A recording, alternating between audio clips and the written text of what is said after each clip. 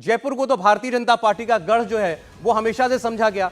और इस रीजन के अंदर आप देखेंगे जयपुर ढोलपुर में 48 सीटें आती हैं और भारतीय जनता पार्टी को 20 और कांग्रेस पार्टी को 25 सीटें एग्जिट पोल ने दी हैं। तो यहां भी कांग्रेस पार्टी को बढ़त दिखाई जा रही है। इसका क्या मतलब है? अभी आप दिया कुमारी को सुन रहे थे, उन्होंने कहा मेरा 18,000 वोट जो है वो काट दिया गया। भारतीय जनता पार्टी को इस चुनाव में अपने बहुत से बागियों से भी निपटना पड़ रहा है। बहुत से जो पार्टी के नेता थे, मौजूदा सिटिंग विधायक भी थे, वो भी नाराज होकर, बागी होकर चुनाव लड़ रहे थे। अभी आपको जयपुर की सीट का ही अगर हम सिनारियो बता दें, नरपत सिंह राजवी जो भैरव सिंह शेखावत के दामाद हैं, वो यहां से सिटिंग विधायक थे 3 बार के, उनका टिकट काट के दिया कुमारी को टिकट दिया गया। वो नाराज हो गए, खुलकर उन्होंने मीडिया के सामने आकर कहा कि भैरव सिंह शेखावत की लेगेसी का अपमान है।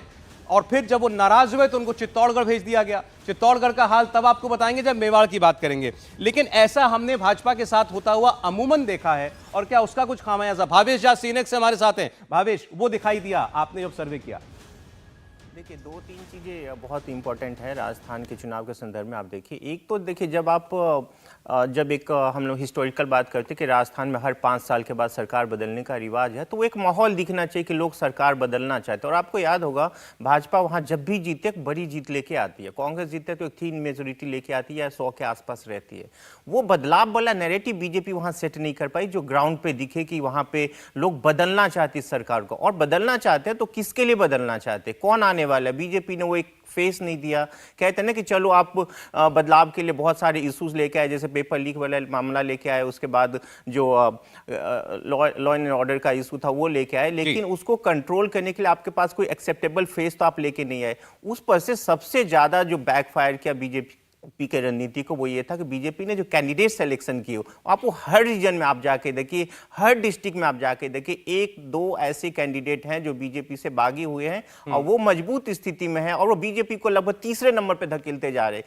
जिसकी वजह से ये है, आप जयपुर धौलपुर रीजन की बात कर रहे थे, जयपुर में देखिए शहर में तो बीजेपी स्थिति लगभग ठीक ठाक में है, लेकिन जो धौलपुर वगैरह में जहाँ पे बीजेपी को लग रहा था कि अच्छा कम बैक करेगी, वहां पे भी बीजेपी बहुत ही लगभग खराब स्थिति में, जिसके वजह से आप देखेंगे जहां पे पहले ही एक्सपेक्टेड था कि इस रीजन में बीजेपी बहुत अच्छा करेगी, लेकिन बीजेपी यहां भी खराब करिए। हालांकि अभी भी कहता हूं ये बहुत क्लोज फाइट है, इसमें हम सभी लोगों ने भी एक रिस्क लिया और देखते हैं कि आगे क्या होता है। आप जब सर्वे करते हैं जो उसमें आप मार्जिन ऑफ एरर रखते हैं, तो मार्जिन ऑफ एरर में सरकार भी पलट सकती है। बिल्कुल, देखिए लगभग मैंने पहले कहा ये बहुत क्लोज फाइट है, लगभग 2% का ही गैप दिख रहा था कांग्रेस और बीजेपी में। पर जो सिनेरियो बन रहा है उसके अकॉर्डिंग कांग्रेस को एडवांटेज इसलिए दिख रहा है क्योंकि कांग्रेस के पास फेस है।